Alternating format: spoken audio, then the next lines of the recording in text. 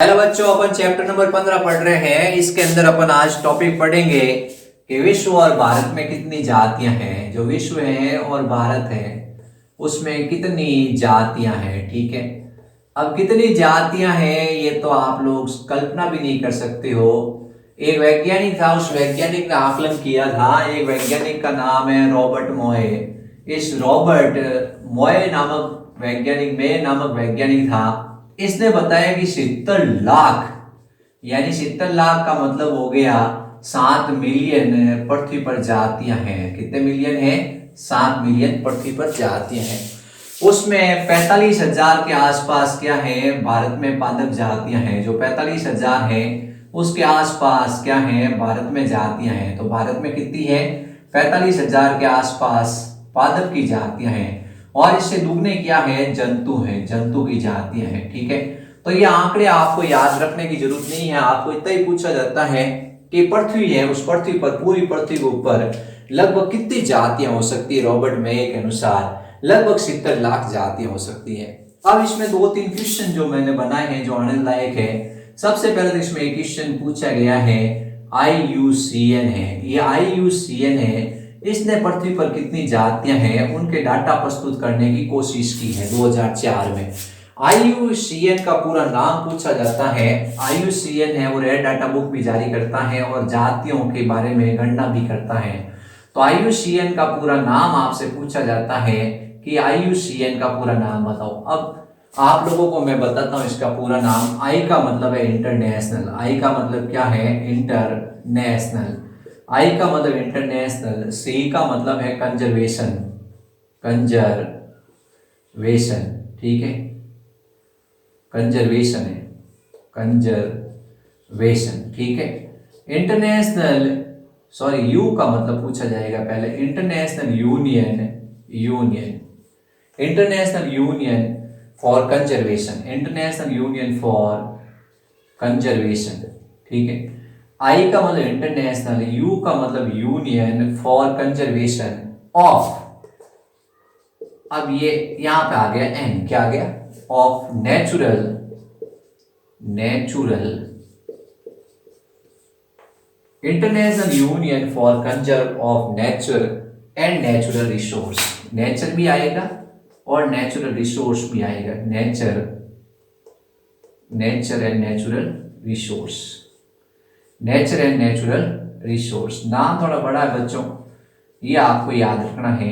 International union, तो आप लिख दोगे इंटरनेशनल। ये नाम बहुत इंटरेस्टिंग है, परीक्षा में सवाल आता है। International union for conservation, conservation of nature and natural resource, nature and natural resource. ये नाम आपको बच्चों याद करना है। ठीक है, कैसे भी हो जाए ये नाम आपको याद कर लेना है। तो सबसे पहले तो अपना पूछा जाता है सवाल कि IUCN का पूरा नाम बताओ। तो international union of for conservation of nature and natural resource. अब ये जो IUCN है ये पूरे पृथ्वी के अंदर जितने भी जातियां हैं उन जातियों की गणना करता है। अब क्या है, एक इंटरेस्टिंग क्वेश्चन आता है कि इस पृथ्वी पर सबसे अधिक किसकी जातियां होती हैं? इस पृथ्वी पर 70% भाग में जंतु हैं, यानी 70% जातियां क्या है?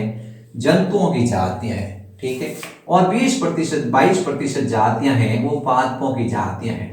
तो आपसे पूछा कि 70% जातियां किसकी है? जंतु है। तो जंतु ज्यादा है और पादप क्या है? कम है। ठीक है, इसमें शैवाल है, ब्रायोफाइटा है, टेरिडोफाइटा है, वो सब आते हैं, ये अपने ध्यान रखना है। फिर नेक्स्ट क्वेश्चन इन्होंने बहुत इंटरेस्टिंग क्वेश्चन पूछा है कि ये जो जातियां हैं इन जातियों में जैसे 10 जातियां हैं तो उसमें 7 जातियां किसकी है? 7 जातियां हैं कीटों की। ये सवाल सबसे इंपॉर्टेंट है कि 10 जातियों में 7 जातियां किसकी है? कीटों की है।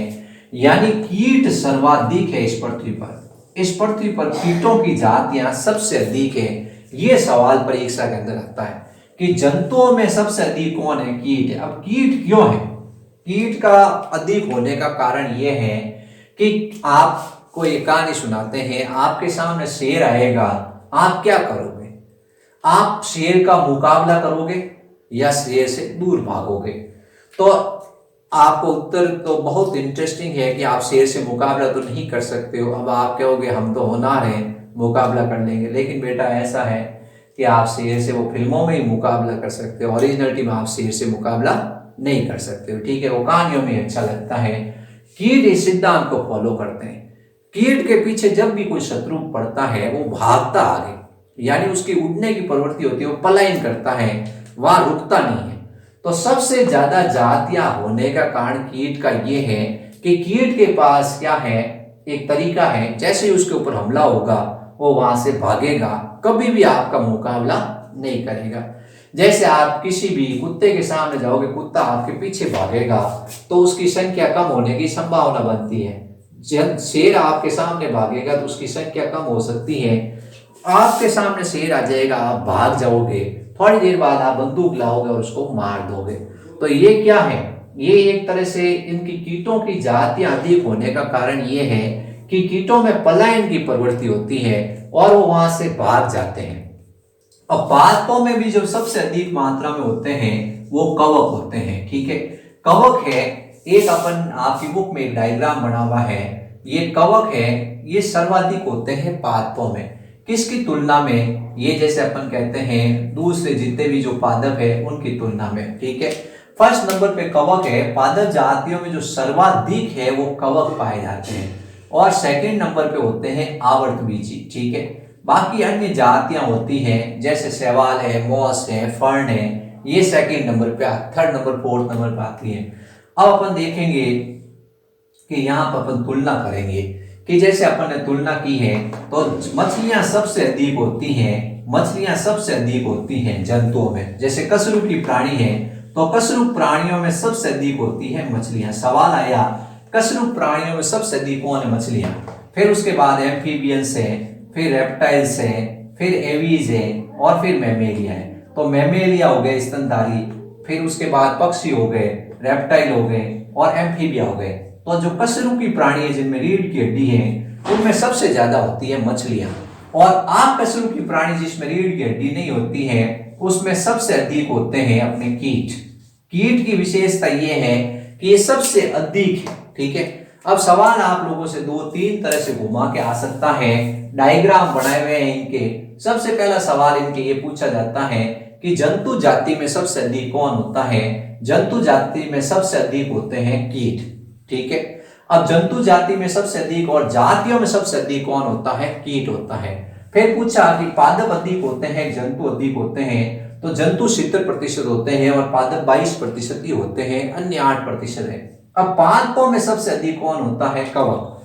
कवक है वो किसकी तुलना में अधिक होता है, कवक आपको बताना है कि जितने भी जो अन्य जातियां, पादप जातियां, उनकी तुलना में अधिक होता है। अब कशेरुकी प्राणियों में सबसे अधिक होती है मछलियां और अकशेरुकी प्राणियों में सबसे अधिक होते हैं कीट। ये अपने दो तीन सवाल है, उनको याद रखना है। अब एक सवाल पूछा जाता है, ये पृथ्वी है। ठीक है, इस पृथ्वी का जो वैश्विक क्षेत्रफल है, इस पृथ्वी का जो वैश्विक क्षेत्रफल है उसका कितने प्रतिशत भारत के पास है। भारत के पास बहुत कम है, लगभग 2.4% ही भारत के पास है, यानी लगभग 2.4% ही भारत के पास पृथ्वी का भूमि है, यानी बहुत कम पृथ्वी की भूमि भारत के पास है। ये भारत है, ये पृथ्वी के मानचित्र में जैसे मैं बनाने की कोशिश करूंगा, वैसे अच्छा नक्शा तो नहीं बनेगा लेकिन अपन ये कोशिश करेंगे। तो ये भारत है, ये भारत पृथ्वी के मानचित्र पे जितना भाग है उसका 100% है, उसका 2.4% भारत के पास जमीन है, वैश्विक भाग, भूभूमि भाग है। लेकिन यहाँ पर जो जैव विविधता है वो 8.1% है, यानी जैव विविधता में ये बहुत आगे जाता है भारत। 12 जो जैव विविध समृद्ध देश है, 12 जो जैव विविध समृद्ध देश है उसमें भारत का क्या है, स्थान है। ऐसी बात नहीं कि भारत में जैव विविधता नहीं है। भारत में 45,000 के आसपास क्या है, पादप जातियां हैं। ठीक है, और जंतु जातियां इससे दुगनी है, ये ध्यान रखना है। अभी तक तो क्या है, रॉबर्ट मॉयर ने कहा है कि सिर्फ 20% ही जातियों की खोज हुई है, 20% जातियां हैं उनकी ही खोज हुई है। अगर पूरे पादप और जंतु खोज लिए जाए तो बहुत ही क्या होगा, अधिक जातियां सामने आएगी। एक अमेजन वन है जिसको अंदर क्या होता है, सबसे अधिक जैव विविधता पाई जाती है पृथ्वी पर, दक्षिण अमेरिका में पाया जाता है। वहां पर अभी तक इतने सारे कीट है कि कीटों की जातियां उनकी खोज नहीं हो चुकी है। ठीक है, ये अपने ध्यान रखना है। इसमें विश्व और भारत में कितनी जातियां हैं, उसमें सबसे पहले IUCN का पूरा नाम पूछा जाता है, international union for conservation of nature and natural resource, ये आपको नाम याद रखना है। ठीक है, फिर उसके बाद कितनी जातियां हैं, कौन सी जातियां, ये आपको आंकड़े याद रखने हैं।